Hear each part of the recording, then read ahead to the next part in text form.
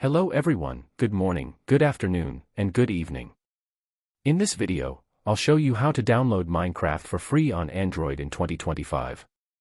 I'm currently using a different device, but don't worry, the steps are exactly the same for Android phones, including Samsung devices. First, open the Google Play Store on your device.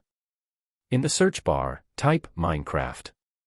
You'll see the official app appear, but keep in mind that it is a paid version. Usually, it costs around $2 to $5, depending on your region and offers. This is the standard starter version of the game. Now, you might be wondering, how can you get it for free? Here's one legit method.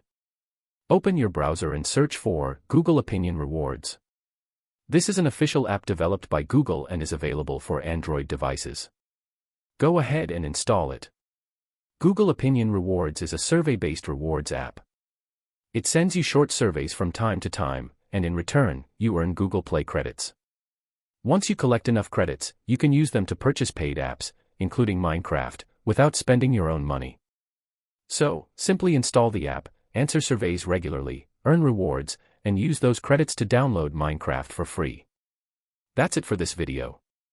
Thanks for watching, and I'll see you in the next one.